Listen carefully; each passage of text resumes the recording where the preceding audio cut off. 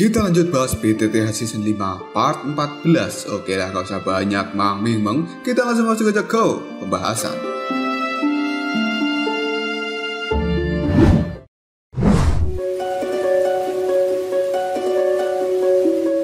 Xiaoding sekarang berada di ibu kota dan dia bersama dengan Tuan Hai Bodong serta Nona Yafei. Dahulu, Tuan Hai Bodong ini pernah berjanji kepada Xiaoyan bahwa dirinya akan melindungi keluarga Xiao. Yafei yang melihat Xiaoding terlihat belum membaik menyarankan untuk diperiksa oleh ahli obat-obatan, namun Xiaoding kali ini menolaknya. Dari tadi, Xiaoding merasa cukup gelisah. Di sisi lain, ternyata Xiaoyan masih hidup dan dia dibawa oleh api hati yang terjatuh ke bawah permukaan tanah karena api hati yang terjatuh itu ingin memurnikan api teratai yang ada di dalam tubuh Xiaoyan. Selama Xiaoyan tidak sadarkan diri, ketika akan dimurnikan oleh api hati yang terjatuh, tubuh Xiaoyan selalu dilindungi oleh kekuatan dari Yalou. Namun kali ini, Yalou hanya bisa bertahan selama 3 hari saja. Dan dia tidak mampu kembali menolong Xiaoyan karena Yalou sudah kehabisan kekuatannya dan dia harus beristirahat penuh.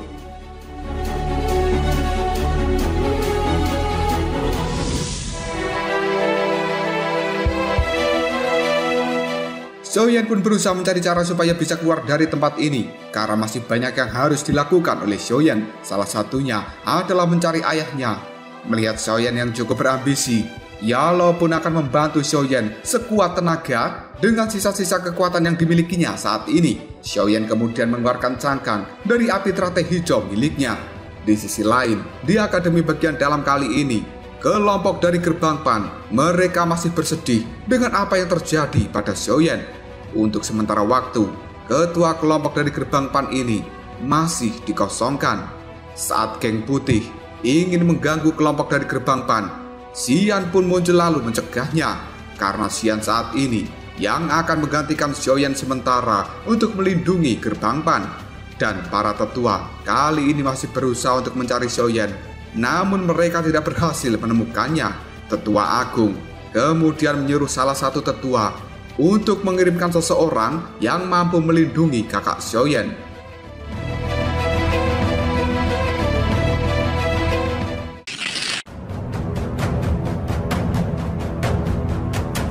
Sementara Xiaoyan saat ini memperkuat dirinya karena api hati yang terjatuh kembali menyerang, yang kemudian membuat Xiaoyan memakan 2 buah pil.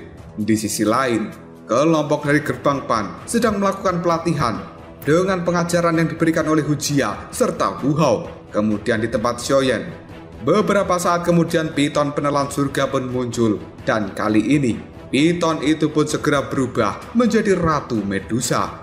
Xiaoyan mengajak Ratu Medusa untuk melakukan kerjasama supaya mereka berdua bisa menerobos keluar dari dalam perut api hati yang terjatuh ini. Namun Ratu Medusa malah membuat ulah hingga pada akhirnya api hati yang terjatuh pun menjadi sangat marah. Sehingga jiwa dari Ratu Medusa saat ini akan diambil oleh api hati yang terjatuh. Xiaoyan pun berusaha semaksimal mungkin supaya dirinya tetap hidup. Namun kekuatan dari Xiaoyan sendiri tidak sanggup melawan di tempat ini.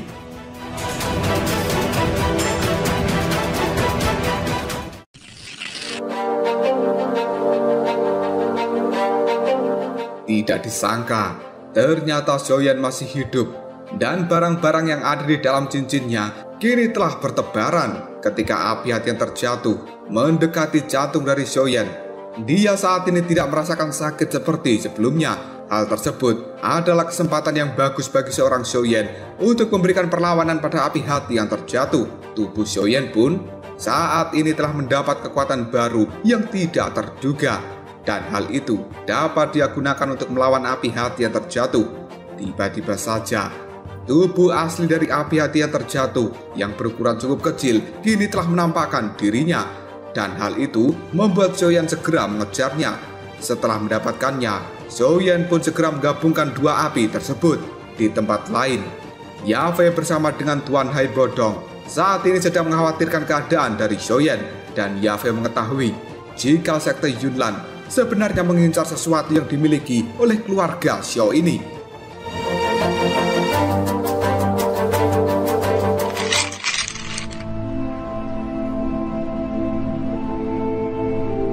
Kita kembali ke tempat dari Xiaoyan yang saat ini masih berusaha untuk menggabungkan api hati yang terjatuh bersama dengan api teratai hijau miliknya.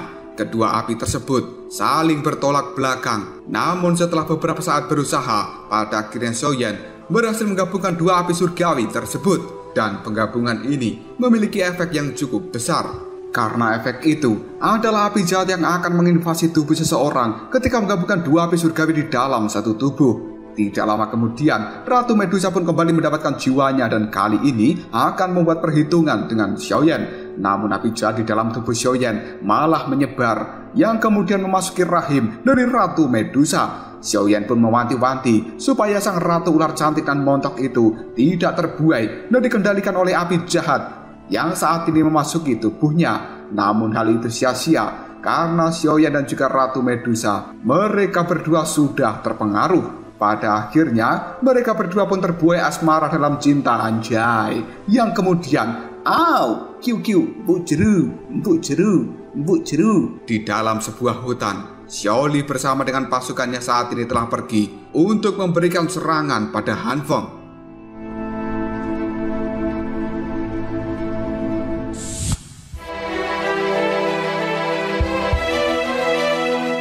Detik berikutnya Ratu Medusa pun tersadar dan saat ini terus melakukan pengejaran pada Xiaoyan dan ingin membunuhnya. Namun Xiaoyan saat ini masih terus meminta pada Ratu Medusa supaya mereka berdua bisa bekerja sama untuk bisa keluar dari tempat ini. Di dalam hati, Ratu Medusa mengatakan bahwa dia akan membuat Xiaoyan membayar atas apa yang telah dilakukan Xiaoyan kepada dirinya setelah mereka keluar dari tempat ini. Dan di dalam menara pembakar Qi, kali ini ada Xian beserta dengan yang lainnya. Para tetua pun datang, kemudian menyuruh Xian dan juga yang lain untuk melakukan pelatihan di dalam menara pembakar Qi ini. Tidak lama kemudian, menaranya pun terbuka dan kali ini kembali terguncang dengan hebat.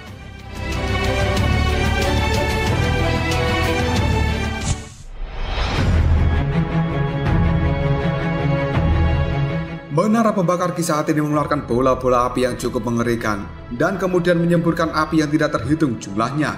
Tidak lama kemudian, Xiaoyan pun keluar dari semburan api tersebut. Hal ini membuat semua orang menjadi terkejut dan Xiaoyan telah mencapai tahap Dawang sehingga Xiaoyan bisa mengembalikan semburan api itu untuk masuk kembali ke dalam menara pembakar Qi.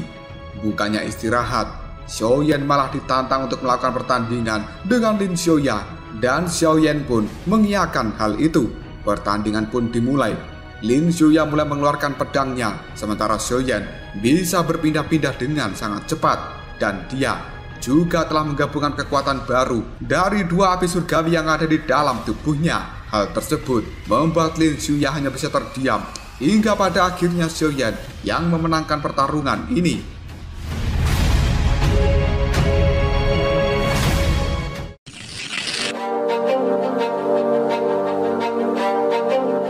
Tetua Agung Suqian kemudian naik ke tempat pertarungan antara Xiaoyan dengan Lin Xiaoya dan dia pun bertanya tentang api hijau yang telah digunakan oleh Xiaoyan tersebut. Hal ini merupakan sesuatu yang baru.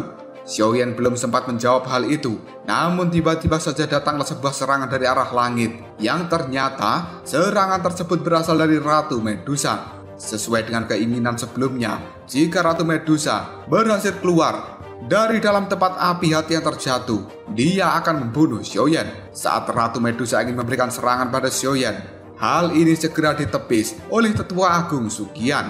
Namun kekuatan dari Tetua Agung saat ini masih kalah jika dibandingkan dengan Ratu Medusa. Dan Tetua Agung Suqian meminta supaya Ratu Ular Cantik itu membicarakan masalahnya baik-baik dengan Xiaoyan. Namun hal ini malah membuat Ratu Medusa segera meninggalkan tempat ini. Dan setelahnya, Xiaoyan pun memberitahukan bahwa dia telah berhasil memurnikan api hati yang terjatuh. Hal tersebut membuat Tetua Agung Suqian menjadi cukup kaget dan kemungkinan ini akan menjadi sebuah bencana yang baru.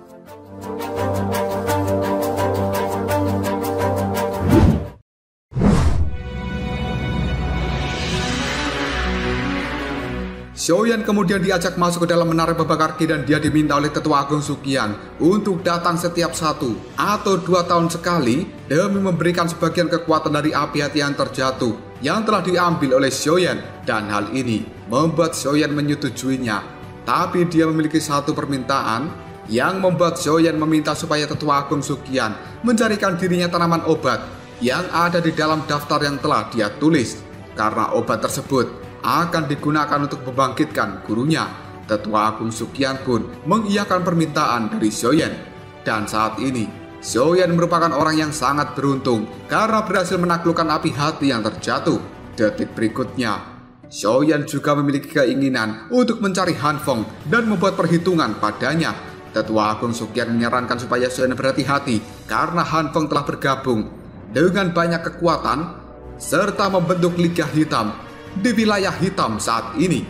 Hal tersebut membuat Xiaoyan meminta kepada Tetua Agung Suqian supaya mereka bergabung dan bersama-sama memberikan perlawanan pada Han Feng. Hal ini membuat Tetua Agung Suqian pun menyetujui ide dari Xiaoyan. Ketika Xiaoyan ingin pergi, Tetua Agung Suqian mengatakan bahwa Xiaoli saat ini sedang dalam masalah besar. Dan setelah keluar dari dalam ruangan, Xiaoyan pun selanjutnya bertemu dengan Lin Yan. Dia pun menceritakan tentang Xiaoli yang saat ini telah membentuk sebuah pasukan misterius yang dikhususkan untuk bertarung melawan Liga Hitam. Seluruh anggota dari Akademi Bagian Dalam saat ini bersama-sama untuk pergi ke Liga Hitam dan melakukan pertarungan. Sedangkan di wilayah hitam sendiri telah banyak anggota dari Xiaoli yang telah terbunuh. Ternyata yang membunuh pasukan itu adalah orang-orang yang dipimpin oleh Fan Lao. Xiaoli kemudian menyuruh anggotanya untuk melakukan pencegahan dengan seluruh kekuatan mereka. Dan pada saat yang bersamaan, Xiaoyan kali ini masih dalam perjalanan. Perasaannya pun menjadi tidak enak sehingga Xiaoyan pergi terlebih dahulu.